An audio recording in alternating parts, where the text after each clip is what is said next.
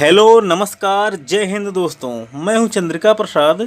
इस वीडियो में हम सॉल्व करेंगे दोस्तों यूपी टीजीटी पीजीटी के लिए पॉलिटिकल साइंस का प्रैक्टिस सेट। इस प्रैक्टिस सेट में कुल 62 क्वेश्चन शामिल हैं। इस प्रैक्टिस सेट के माध्यम से जितने भी क्वेश्चन आपके सामने दिए जाएंगे एकदम वैसे ही क्वेश्चन हैं जिस तरह के क्वेश्चन यूपी टीजीटी और पीजीटी की परीक्षाओं में पिछली बार पूछे गए हैं या पूछे जाते हैं। यह प्रैक्टिस सेट आपके लिए एक तरह का मॉडल पेपर है। इस वीडियो को आप शुरू से लेकर अंत तक जरूर देखिए।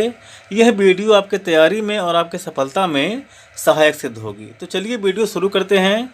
अगर आपने अभी तक हमारे चैनल को सब्सक्राइब नहीं किया है तो अभी सब्सक्राइब कर लीजिए और वीडियो को लाइक कर दीजिए। हमारा चैनल यूट्यूब के उन बेस्ट चैनलों में से एक है जो केवल यूपी टीजीटी पीजीटी की तैयारी कराता है दोस्तों। इस प्रैक्टिस सेट का पहला क्वेश्चन है दोस्तों कि भारत के संविधान के किस अनुच्छेद में राज्य को परिभाषित किया गया है। ऑप्शन में दिया है 12, 34, 33 और 35। तो इसका सही उत्तर क्या होगा?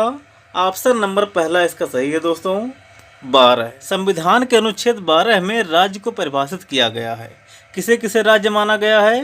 देखिए, भारत की सरकार और संसद को, राज्यों की सरकारों को और विधानमंडलों को, सभी स्थानीय प्राधिकारी और अन्य प्राधिकारी को राज्य कहा गया है। तो ऑप्शन नंबर पहला इसका सही है। अनुच्छेद 12 में राज्य की परिभाषा दी गई है। फिर अगला क्वेश्चन है दोस्तों, दिए गए विकल्पों में से उत्तर प्रदेश का मुख्यमंत्री क्या होता है, इनमें से बताना है। ऑप्शन में दिया है पहला निर्वाचित होता है, दूसरा है चयनित होता है, तीसरा है मनोनीत होता है और चौथा है नियुक्त होता है। तो इसका सही उत्तर क्या होगा? ऑप्शन नंबर डी इसका सही उत्तर है दोस्तों, नियुक्त होता है। संविधान के अनुच्छेद 164 के तहत मुख्यमंत्री की नियुक्ति राज्यपाल के द्वारा की जाती है। राज्यपाल की नियुक्ति मुख्यमंत्री करता है और अन्य मंत्रियों की नियुक्ति राज्यपाल मुख्यमंत्री के परामर्श से करता है। मुख्यमंत्री दोस्तों राज्य की कार्यपालिका का वास्तविक प्रधान होता है। संविधान के अनुच्छेद 164 के तहत मुख्यमंत्री की नियुक्ति राज्यपाल के द्वारा किया जाता है, ऐसा प्रावधान किया गया है। राज्यपाल विधानसभा के बहुमत दल के नेता को मुख्यमंत्री के पद पर नियुक्त करता है। इस प्रकार उत्तर प्रदेश का मुख्यमंत्री नियुक्त होता है। तो ऑप्शन नंबर डी इसका सही है, आप इसको याद रखेंगे।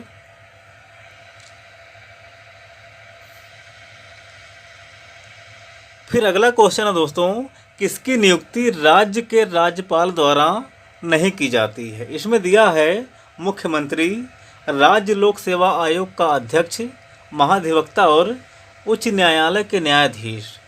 तो इसका क्या उत्तर सही होगा? उच्च न्यायालय के न्यायाधीश की नियुक्ति राष्ट्रपति करते हैं, ना कि राज्यपाल। तो ऑप्शन नंबर डी इसका सही उत्तर होगा। मुख्यमंत्री, राज्य लोक सेवा आयोग का अध्यक्ष और महाधिवक्ता, इन सब की नियुक्ति राज्यपाल के द्वारा की जाती है। फिर अगला क्वेश्चन है, भारतीय संविधान का कौन सा अनुच्छेद राज्यों में विधान परिषदों की समाप्ति एवं सृजन से संबंधित है।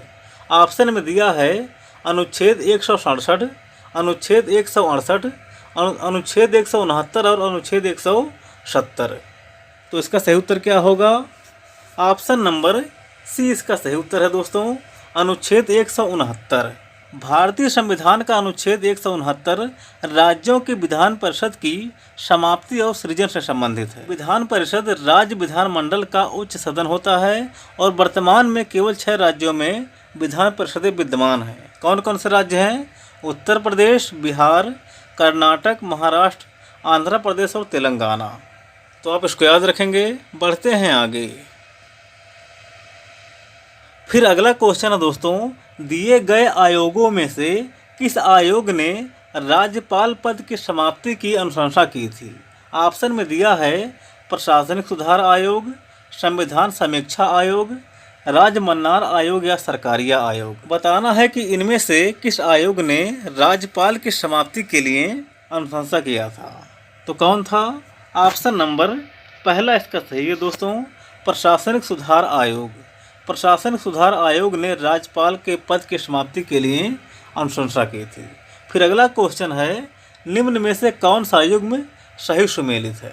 पहला है अनुच्छेद 153, राज्यपाल की नियुक्ति नहीं है। अनुच्छेद 53 में कहा गया है कि हर राज्य के लिए एक राज्यपाल होगा, नियुक्ति दूसरे अनुच्छेद में है। फिर अगला है अनुच्छेद 154, राज्यपाल का कार्यकाल, तो राज्यपाल का कार्यकाल इसमें नहीं है। राज्य की कार्यपालिका शक्ति से संबंधित है अनुच्छेद 154। फिर अगला है अनुच्छेद 162। यह किससे संबंधित है? यह है राज्य की कार्यपालिका शक्ति के विस्तार से संबंधित है, ना कि महाधिवक्ता से। फिर अगला है अनुच्छेद 167, मुख्यमंत्री के दायित्व से संबंधित है। यही इसका सही उत्तर है, ऑप्शन नंबर डी। अनुच्छेद 167 के तहत मुख्यमंत्री के दायित्व के बारे में प्रावधान किया गया है। यही इसका सही सुमेलन है। फिर अगला क्वेश्चन है दोस्तों निम्नलिखित राज्यों में मुख्यमंत्री समेत मंत्रियों की संख्या के संबंध में संविधान द्वारा निर्धारित प्रतिशत क्या है? ऑप्शन में दिया है 10%, 12%, 15% या 16%। तो इसका सही उत्तर क्या है? ऑप्शन नंबर डी इसका सही उत्तर है दोस्तों, 15%। राज्यों में मुख्यमंत्री समेत मंत्रियों की संख्या 15% से ज़्यादा नहीं होनी चाहिए, ऐसा प्रावधान किया गया है। यह प्रावधान कब किया गया था? 91वां संविधान संशोधन अधिनियम 2003 के द्वारा ऐसा प्रावधान किया गया था। तो आप इसको याद रखेंगे। फिर अगला क्वेश्चन है दिए गए अनुच्छेदों में से किसी राज्य में राष्ट्रपति शासन किस प्रावधान के अनुसार लगाया जा सकता है? इसमें दिया है अनुच्छेद 356, अनुच्छेद 360, अनुच्छेद 352 और अनुच्छेद 365। कोड के हिसाब से उस सही उत्तर का चयन करना है। तो क्या सही होगा? राष्ट्रपति का शासन कैसे लगाया जाता है? राष्ट्रपति शासन लगता है दोस्तों अनुच्छेद 356 के आधार पर। तो केवल यही इसका सही उत्तर है, पहला, केवल एक। अनुच्छेद 356 के हिसाब से राज्यों में राष्ट्रपति शासन लगाया जाता है। फिर अगला क्वेश्चन है निम्नलिखित में से राज्य सरकार का अंकेक्षण है। राज्य सरकार का अंकेक्षण क्या है? केंद्र का विषय है दोस्तों। ऑप्शन नंबर बी इसका सही उत्तर है, आप इसे याद रखेंगे। फिर अगला क्वेश्चन है दोस्तों दिए गए विकल्पों में से किसी राज्य का विधान परिषद किसके द्वारा निर्मित या समाप्त किया जा सकता है? तो संसद के द्वारा किया जाता है। ऑप्शन नंबर बी वाला इसका सही है, संसद। विधान परिषद दोस्तों एक ऐसा सदन है जिसको बनाया और समाप्त किया जा सकता है। बनाने और समाप्त करने की जिम्मेदारी संसद को प्राप्त है। संसद अनुच्छेद 169 के तहत किसी राज्य में विधान परिषद को बनाता है या समाप्त करता है। फिर अगला क्वेश्चन है दोस्तों राज्यपाल द्वारा विधान परिषद के कितने सदस्य मनोनीत किए जाते हैं? इसमें दिया है 1/10, 1/3, 1/4 और 1/6। तो कितने मनोनीत किए जाते हैं? 1/6 सदस्य दोस्तों। ऑप्शन नंबर डी इसका सही उत्तर है। राज्यपाल के द्वारा विधान परिषद में 1/6 सदस्य मनोनीत किए जाते हैं।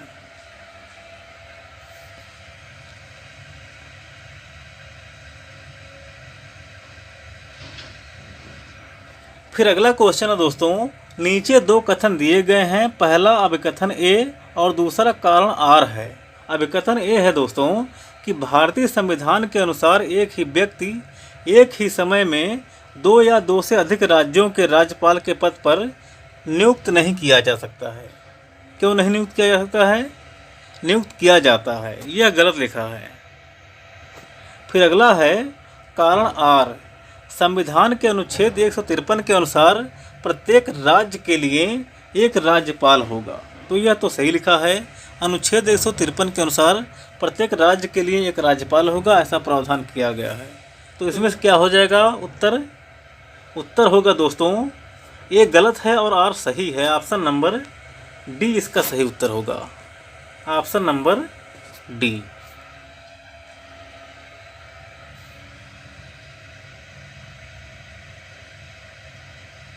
फिर अगला क्वेश्चन है दोस्तों वर्तमान के पंचायती राज संस्थाओं का जन्म किस संवैधानिक संशोधन के कारण हुआ था? इसमें दिया है पहला 73वां संविधान संशोधन अधिनियम। यही इसका सही उत्तर है। 73वां संविधान संशोधन अधिनियम 1992 में हुआ था। इसके द्वारा पंचायती राज संस्थाओं का जन्म हुआ है। तो आप इसको याद रखेंगे। फिर अगला क्वेश्चन है क्वेश्चन नंबर 14। निम्नलिखित में से किसे राज्यपाल द्वारा नियुक्त किए जाने पर राज्यपाल के द्वारा ही हटाया जा सकता है? इसमें दिया है महाधिवक्ता, राज्य वित्त आयोग के सदस्य, राज्य लोक सेवा आयोग के सदस्य और राज्य विश्वविद्यालय के कुलपति। तो इनमें से दोस्तों राज्य लोक सेवा आयोग के सदस्य की नियुक्ति राज्यपाल के द्वारा तो की जाती है, लेकिन इसको राष्ट्रपति के द्वारा हटाया जा सकता है, राज्यपाल के द्वारा नहीं। आप इसको याद रखेंगे। महाधिवक्ता, राज्य वित्त आयोग के सदस्य और राज्य विश्वविद्यालय के कुलपति, इन तीनों लोगों को राज्यपाल ही नियुक्त करता है और वही हटा भी सकता है। तो पहला, दूसरा और चौथा इसका सही उत्तर होगा ऑप्शन नंबर बी। पहला, दूसरा और चौथा इन लोगों को राज्यपाल नियुक्त करते हैं और वही हटा भी सकते हैं।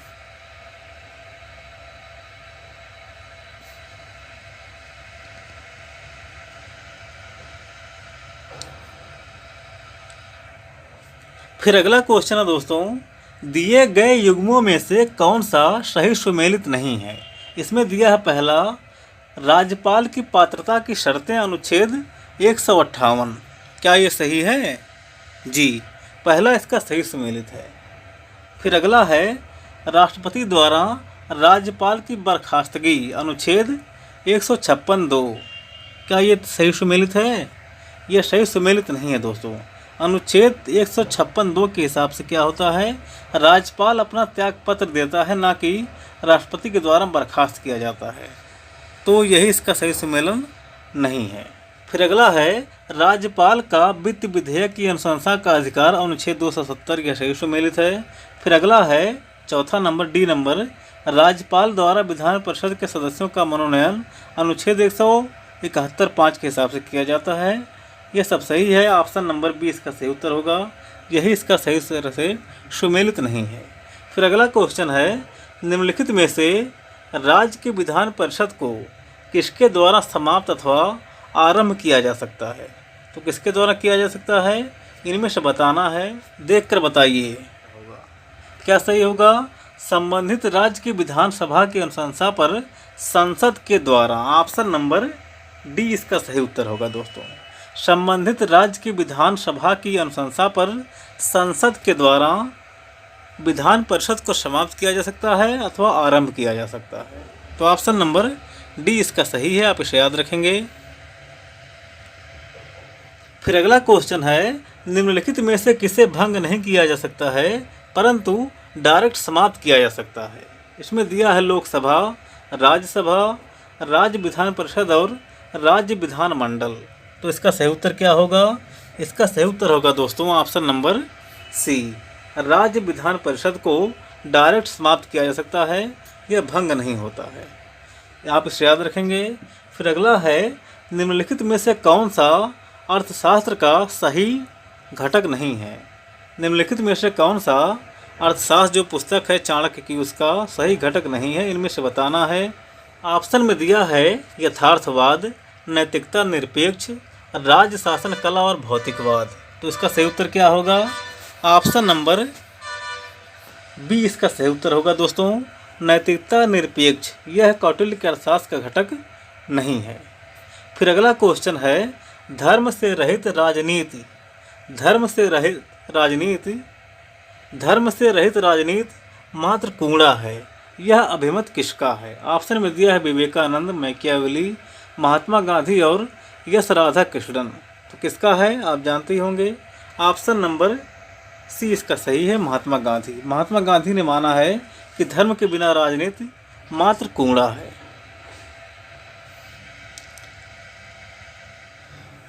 फिर अगला क्वेश्चन है दोस्तों, जो प्रशासन को स्वयं चलाने का प्रयास करता है उस राजा को एक मूर्ख निम्नलिखित में से किसने कहा है। ऑप्शन में दिया है कौटिल्य, मनु, शुक्राचार्य और भीष्म।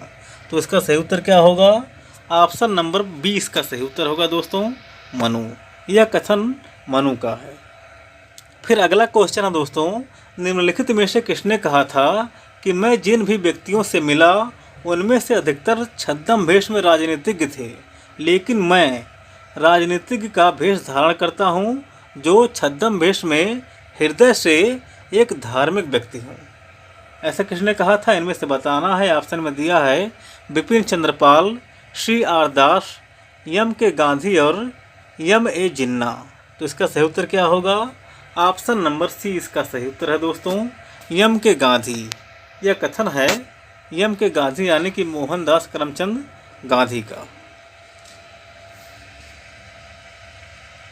फिर अगला क्वेश्चन है दोस्तों, कौटिल्य के अनुसार राज्य का मुख्य कार्य क्या होता है। इसमें दिया है विधि का निर्माण करना, अति भौतिक जीवन जीना, विधि को लागू करना या आतताई अधिकारियों को दंडित करना। तो इसका सही उत्तर क्या होगा? ऑप्शन नंबर सी इसका सही उत्तर है दोस्तों, विधि को लागू करना। विधि को लागू करना कौटिल्य के अनुसार राजा का मुख्य कार्य है। फिर अगला क्वेश्चन है, गांधी जी की आत्मकथा का नाम क्या है। तो आप जानते ही हैं, ऑप्शन पढ़ने की ज़रूरत नहीं है। सत्य के साथ मेरे प्रयोग, यह है गांधी जी की आत्मकथा। फिर अगला है, गांधी जी के सत्याग्रह का यह एक साधन नहीं था। कौन नहीं था, इनमें से बताना है। इसमें दिया है असहयोग, सविनय अवज्ञा, उपवास, सामाजिक बहिष्कार और हिंसक कार्य। तो क्या होगा? हिंसक कार्य दोस्तों, हिंसा वाला काम गांधी जी के सत्याग्रह का साधन नहीं था, बाकी सब थे अहिंसक कार्य गांधी जी। फिर अगला क्वेश्चन है, स्मृति के लेखक कौन थे। स्मृति का मतलब मनुस्मृति। तो ऑप्शन नंबर 20 का सही होगा, मनुस्मृति के लेखक है मनु। फिर अगला है, लोकप्रिय संप्रभुता की अवधारणा क्या है। इनमें से बताना है, देखकर बताइए। तो क्या सही होगा?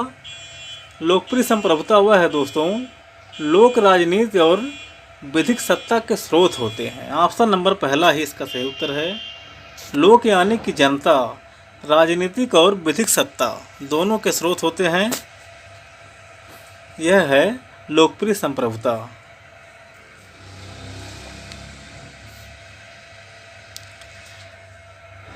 फिर अगला क्वेश्चन है, बहुलवाद के अनुसार कुल मिलाकर राज्य क्या है। इनमें से बताना है, देखकर बताइए। क्या सही होगा? ऑप्शन नंबर 20 का सही उत्तर होगा दोस्तों, जीवन की सर्वसमाहारक योजना का समन्वय करने वाला होने के कारण संघों के मध्य सर्वश्रेष्ठ स्थान रखता है। कुल मिलाकर बहुलवाद राज्य को यह मानता है। बहुलवाद का उदय एकलवाद के विरुद्ध हुआ है। तो ऑप्शन नंबर 20 का सही है, आप इसको याद रखेंगे। फिर अगला क्वेश्चन है, किस तरह की संप्रभुता जनता को सर्वोच्च मानती है। ऑप्शन में दिया है राजनीतिक संप्रभुता, जन संप्रभुता, कानूनी संप्रभुता और नाम मात्र की संप्रभुता। तो इसका सही उत्तर क्या होगा? जन संप्रभुता इसका सही उत्तर होगा दोस्तों। ऑप्शन नंबर बी इसका सही उत्तर है, जन संप्रभुता। जन संप्रभुता जनता को सर्वोच्च मानती है।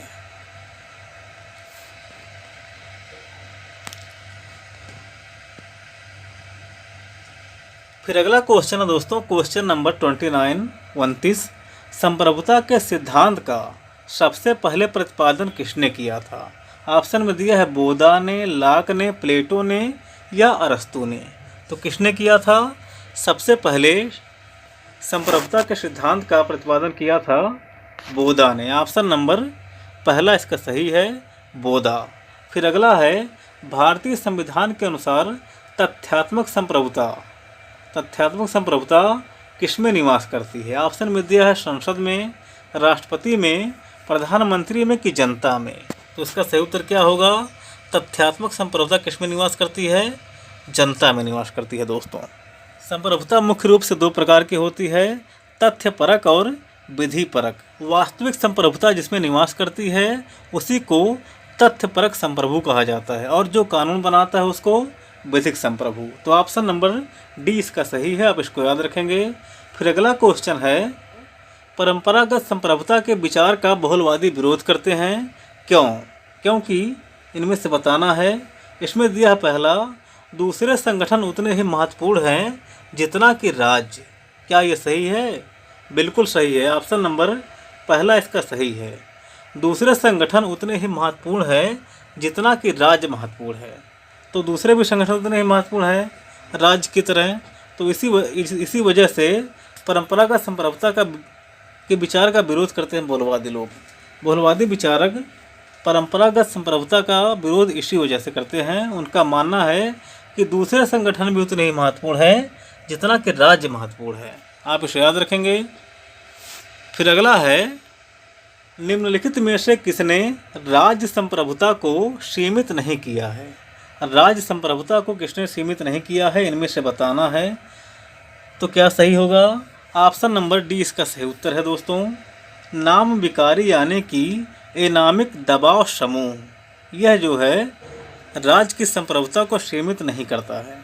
इसने राज्य की संप्रभुता को सीमित नहीं किया है, जबकि बहुराष्ट्रीय निगम, अंतः सरकारी संगठन और गैर सरकारी संगठन, इन्होंने राज्य की संप्रभुता को सीमित करने का काम किया है। फिर अगला क्वेश्चन है, निम्नलिखित में से कौन संप्रभुता शब्द का प्रयोग ना करके सर्वोच्च शक्ति शब्द का प्रयोग किया है। संप्रभुता नहीं, सर्वोच्च शक्ति।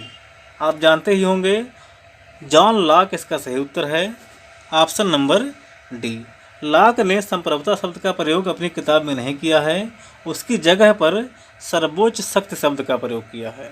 फिर अगला क्वेश्चन है, निम्न में से किसका विचार है कि संप्रभुता ईश्वरीय तथा प्राकृतिक कानूनों से सीमित है। संप्रभुता को किसने बांध दिया है? इसमें दिया है बोदा, लॉक, हॉब्स और रूसो। तो इसका सही उत्तर क्या होगा? ऑप्शन नंबर पहला इसका सही है दोस्तों, बोदा। बोदा ने संप्रभुता को ईश्वरीय तथा प्राकृतिक कानूनों के अंदर बांध दिया है, उसे सीमित कर दिया है, जबकि हॉब्स ने निरंकुश संप्रभुता का प्रतिपादन किया था। तो ऑप्शन नंबर पहला ही इसका सही है, आप इसको याद रखेंगे। फिर अगला क्वेश्चन है दोस्तों, विधिक संप्रभुता और राजनीतिक संप्रभुता में अंतर को किसने स्पष्ट किया था। ऑप्शन में दिया है जॉन लॉक ने, जॉन ऑस्टिन ने, ए.बी. डायसी ने या हैरोल्ड जे लास्की ने। तो बताना है कि राजनीतिक संप्रभुता और विधिक संप्रभुता में किसने अंतर स्पष्ट किया था। तो ए.बी. डायसी ने किया था दोस्तों। ऑप्शन नंबर बी सी इसका सही उत्तर है, ए.बी. डायसी। डायसी ने विधिक संप्रभुता और राजनीतिक संप्रभुता के बीच में अंतर स्पष्ट किया है। यह क्वेश्चन कई प्रैक्टिस सेट में देखने को मिला है, इसलिए आप इसको मोस्ट रूप से याद रखेंगे। फिर अगला क्वेश्चन है, किसने रूसो के सामान्य संकल्प के सिद्धांत के साथ ऑस्टिन के निश्चित सर्वोच्च शक्ति यानी कि संप्रभु शक्ति के सिद्धांत में सामंजस्य स्थापित किया है। ऑप्शन में दिया है T H. Green, H J. Laski, sir Henry Maine या ई. बार्कर। तो इसका सही उत्तर क्या होगा? 36वें का दोस्तों ऑप्शन नंबर पहला सही है, टी.एच. ग्रीन। टी.एच. ग्रीन ने दोस्तों रूसो के सामान्य संकल्प के सिद्धांत और ऑस्टिन के संप्रभु शक्ति के सिद्धांत में सामंजस्य स्थापित किया है। फिर अगला है, बहुदलीय व्यवस्था नहीं पाई जाती है, इनमें से किसमें। ऑप्शन में दिया फ्रांस में, जर्मनी में, ऑस्ट्रेलिया में या क्यूबा में। तो बहुदलीय व्यवस्था नहीं पाई जाती है दोस्तों क्यूबा में। ऑप्शन नंबर डी इसका सही है। क्यूबा एक देश है, यहाँ पर कम्युनिस्ट पार्टी का शासन है, इसलिए एक दलीय शासन है, बहुदलीय शासन क्यूबा में नहीं है।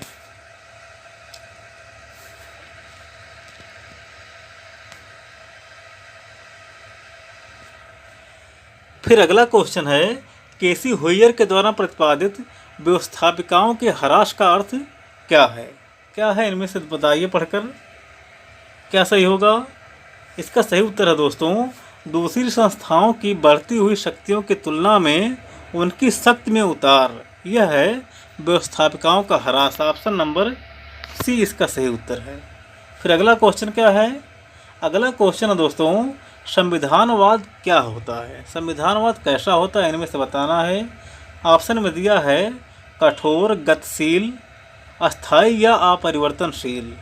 तो संविधानवाद होता है दोस्तों गतिशील। ऑप्शन नंबर सी इसका सही है। समय समय पर परिस्थितियों के अनुसार उसमें बदलाव होना चाहिए, तो गतिशील होना चाहिए।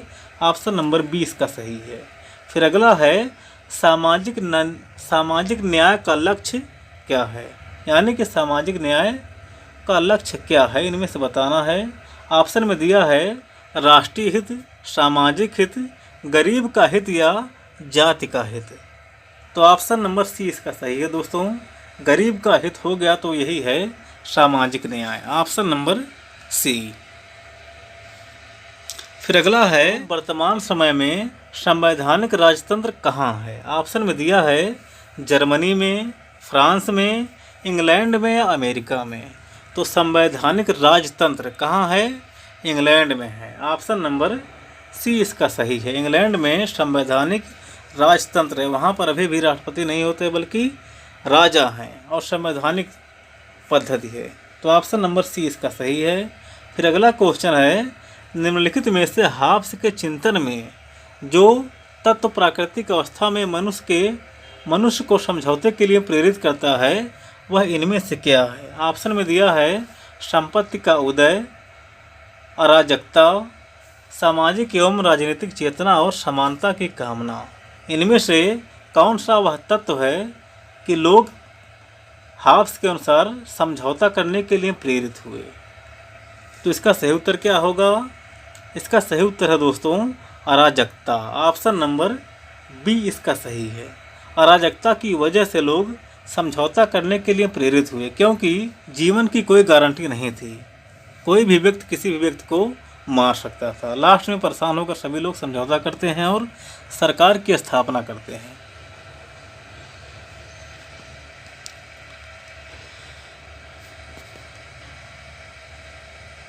फिर अगला क्वेश्चन है दोस्तों, सूची 1 का मिलान सूची 2 से कराना है। सूची 1 में दिया गया है चिंतक का नाम और सूची 2 में उनकी कृतियाँ दी गई हैं। इसमें दिया है हॉब्स। तो हॉब्स की कौन सी पुस्तक है बाबू? हॉब्स की पुस्तक है लेवियाथन। फिर अगला है लॉक। लॉक की कौन पुस्तक है? लॉक की पुस्तक है दोस्तों two treatise on civil government. ये है लॉक की पुस्तक। फिर अगला है रूसो।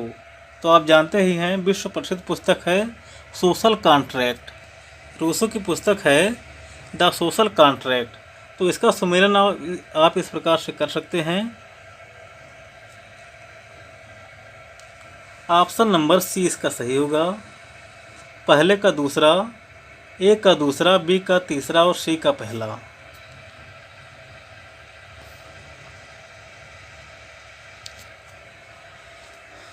फिर अगला क्वेश्चन है दोस्तों, शक्ति का स्थानांतरण हो सकता है ना कि इच्छा का जो कि संप्रभु होती है।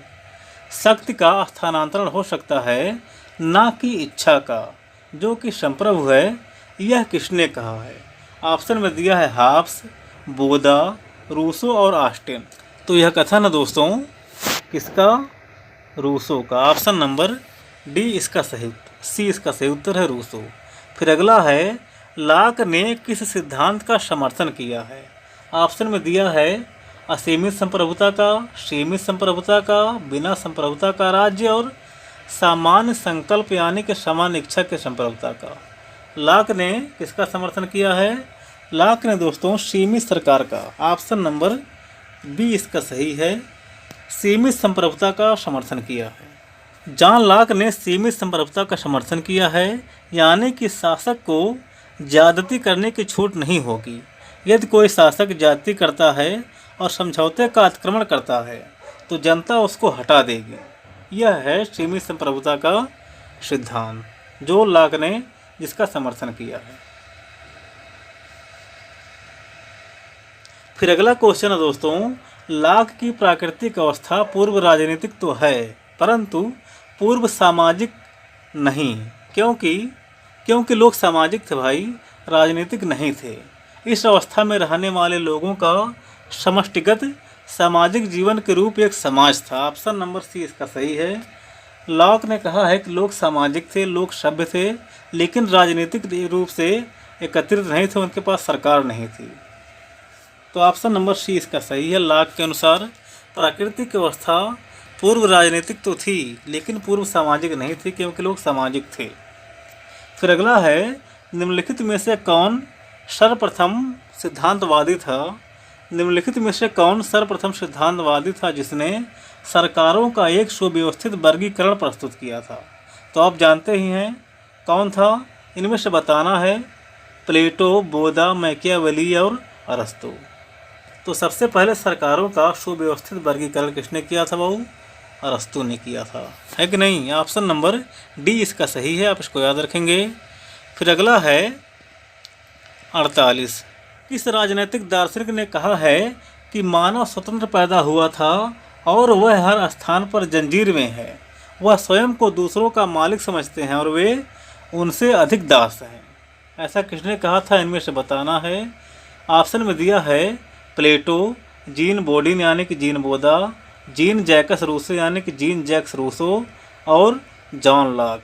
तो यह कथन किसका है? ऑप्शन नंबर सी इसका सही है दोस्तों, जीन जैक्स रूसो। यह कथन है रूसो का।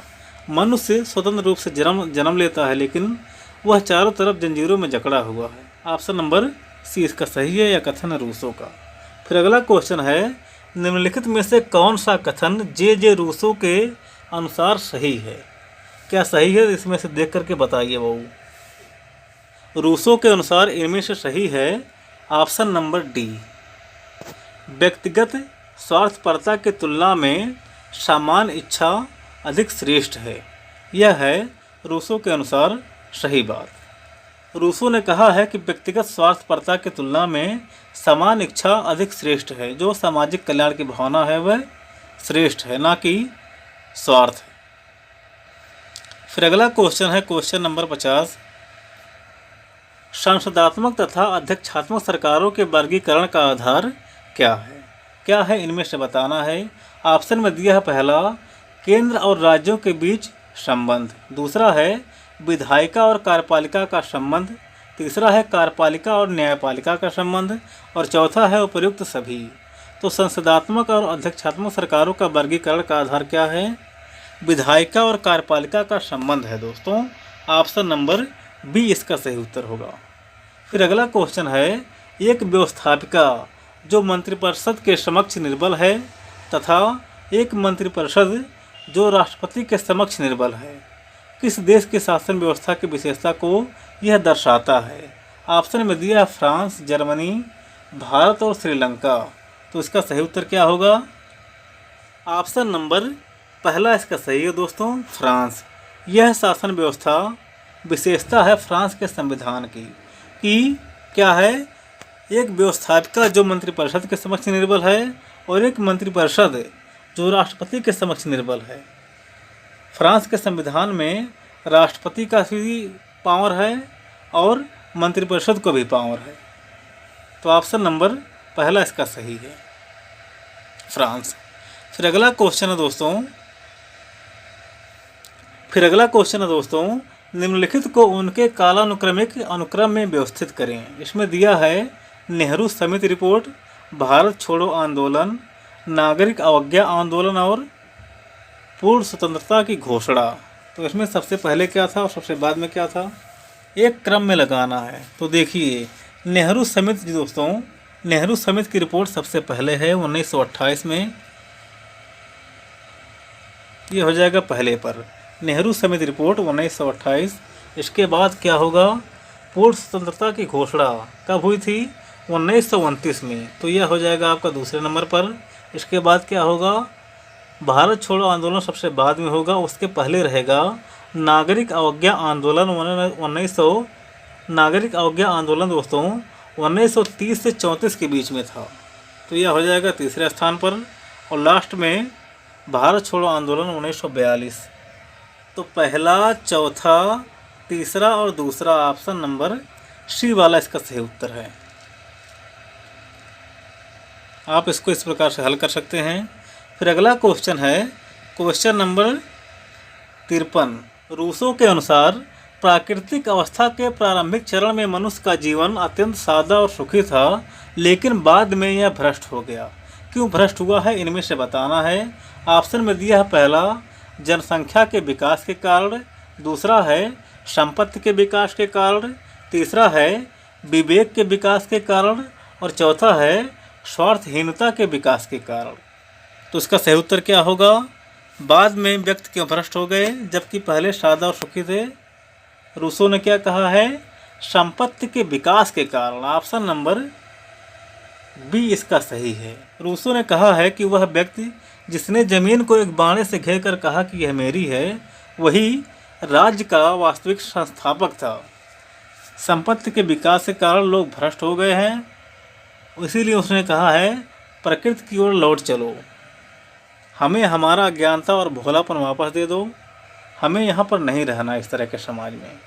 तो ऑप्शन नंबर बी इसका सही है, आप इसको याद रखेंगे। फिर फिर अगला क्वेश्चन है, अरस्तु ने अपने समय में 158 संविधानों का अभ्यास किया था, जिसमें से केवल एक ही आज विद्यमान है, वह इनमें से कौन है? तो इनमें से है दोस्तों अलेक्जेंड्रिया का संविधान। ऑप्शन नंबर बी इसका सही है। 158 देशों के संविधान में से वर्तमान में केवल अलेक्जेंड्रिया का संविधान ही विद्यमान में है, बाकी सब खत्म हो गए।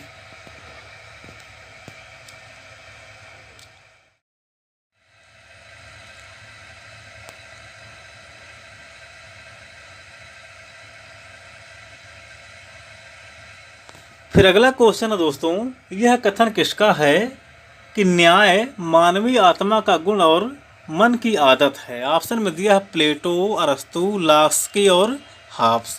तो क्या सही होगा? ऑप्शन नंबर पहला इसका सही है दोस्तों, प्लेटो। यह कथन प्लेटो का है कि न्याय जो है, न्याय मानवीय आत्मा का गुण तथा मन की आदत है। फिर अगला क्वेश्चन है, संघात्मक व्यवस्था में केंद्र और राज्यों के मध्य शक्तियों का विभाजन किसके द्वारा किया जाता है? ऑप्शन में दिया है सर्वोच्च न्यायालय के द्वारा, संविधान द्वारा, केंद्र सरकार द्वारा या इनमें से कोई नहीं। तो जो संघात्मक शासन व्यवस्था है उसमें केंद्र और राज्यों के मध्य शक्तियों का बंटवारा संविधान के द्वारा किया जाता है। ऑप्शन नंबर बी इसका सही है। क्या पावर केंद्र के पास होनी चाहिए, क्या राज्य के पास होनी चाहिए, सब कुछ संविधान में लिखा होता है संघात्मक शासन व्यवस्था में। और अपने फिर अगला क्वेश्चन है दोस्तों, किसका यह विचार है कि एक संवैधानिक राज्य वह है जिसमें सरकार की शक्तियां, शासितों के अधिकार तथा दोनों के पारस्परिक संबंध अभियोजित होते हैं? ऑप्शन में दिया है केसी हुइयर, सी.एफ. स्ट्रॉग, कार्ल जे फ्रेडरिक और जेम्स ब्राइस। तो इसका सही उत्तर क्या होगा? जी, सी.एफ. स्ट्रॉग इसका सही उत्तर है दोस्तों, ऑप्शन नंबर बी। फिर अगला क्वेश्चन है दोस्तों, लोकतांत्रिक शासन प्रणाली में नेहरू जी ने किस प्रणाली को पसंद किया है? ऑप्शन में दिया संसदीय प्रणाली, अध्यक्षात्मक प्रणाली, सीमित राजतंत्र या गणतंत्री प्रणाली। ऑप्शन नंबर पहला इसका सही है, संसदीय शासन प्रणाली। नेहरू जी ने संसदीय शासन प्रणाली को पसंद किया था और भारत में उसी को लागू करवाया था। फिर अगला क्वेश्चन है क्वेश्चन नंबर 59 है, दिए गए विकल्पों में से किस देश में सरकार संसदात्मक तथा अध्यक्षात्मक प्रणाली का मिश्रण है? ऑप्शन में दिया है फ्रांस, स्विट्जरलैंड, संयुक्त राज्य अमेरिका और ब्रिटेन। तो इसका सही उत्तर क्या होगा? इसका सही उत्तर होगा दोस्तों फ्रांस। फ्रांस का संविधान जो है, फ्रांस की सरकार संसदात्मक और अध्यक्षात्मक शासन प्रणाली का मिश्रण है। फिर अगला क्वेश्चन है, संवैधानिक सरकार क्या है? ऑप्शन में दिया है सीमित सरकार, संविधान युक्त सरकार, सरकार जिसका अध्यक्ष राष्ट्रपति हो या सरकार जिसका अध्यक्ष प्रधानमंत्री हो। संवैधानिक सरकार का गुण क्या है? सीमित सरकार है दोस्तों, ऑप्शन नंबर पहला इसका सही है। सारी चीज़ें संविधान के हिसाब से होती हैं, कोई भी व्यक्ति अपने मन के हिसाब से नहीं कर सकता है। अगर कोई अपने मन से करने लगे तो तानाशाह हो जाएगा। तो सीमित सरकार संवैधानिक सरकार का लक्षण है, गुण है। फिर अगला क्वेश्चन है दोस्तों क्वेश्चन नंबर 61 है, संसदात्मक और अध्यक्षात्मक शासन प्रणालियों में भेद करने का मूल आधार क्या है? इनमें से बताना है। ऑप्शन में दिया है पहला राष्ट्रपति यानी कि राज्याध्यक्ष के चुनाव की पद्धति, दूसरा है न्यायिक पुनरीक्षण की शक्ति, तीसरा है विधि निर्माण एवं वित्त में कांग्रेस यानी कि विधायिका की सर्वोच्चता, और चौथा है विधायिका एवं कार्यपालिका में आपसी संबंध। बताना है कि संसदात्मक और अध्यक्षात्मक शासन प्रणालियों में भेद का मूल आधार क्या है? तो क्या सही उत्तर होगा? ऑप्शन नंबर डी इसका सही उत्तर होगा दोस्तों, विधायिका एवं कार्यपालिका के आपसी संबंध। संसदात्मक शासन प्रणाली में दोस्तों कार्यपालिका का गठन व्यवस्थापिका के सदस्यों के मध्य होता है, और अध्यक्षात्मक शासन प्रणाली में क्या होता है? कार्यपालिका के सदस्य व्यवस्थापिका के सदस्य नहीं होते हैं। तो व्यवस्थापिका और कार्यपालिका के आपसी संबंध ये हैं संसदात्मक और अध्यक्षात्मक शासन प्रणालियों में भेद का मूल आधार। फिर अगला क्वेश्चन है, अवशिष्ट शक्तियाँ राजनीतिक व्यवस्था में राज्यों या इकाइयों के पास रहती हैं, किस देश में रहती हैं, इनमें से बताना है। क्या बताना है कि जो अवशिष्ट शक्तियाँ हैं वो राज्य के पास रहती हैं, किस देश में। ऑप्शन में दिया है पहला यूएसए और भारत में, दूसरा है यूएसए और स्विट्जरलैंड में, तीसरा है स्विट्जरलैंड और भारत में, और चौथा है भारत और यूके में। तो भारत में अवशिष्ट शक्तियाँ राज्य के पास नहीं हैं, तो 3 विकल्प वैसे भी आप यहाँ से छांट सकते हैं। भारत में नहीं है, भारत में नहीं है, भारत में नहीं है, तो जो बचा वही है यूएसए और स्विट्जरलैंड, इसका सही उत्तर होगा। यूएसए और स्विट्जरलैंड यानी कि अमेरिका और स्विट्जरलैंड में जो अवशिष्ट शक्तियाँ हैं वह राज्यों यानी कि इकाइयों के पास रहती हैं। उम्मीद है दोस्तों कि आज का हमारा यह क्लास आपको पसंद आया होगा। अगली वीडियो में हम और अच्छा करने का प्रयास करेंगे। तो मिलते हैं अगली वीडियो में, तब तक के लिए जय हिंद।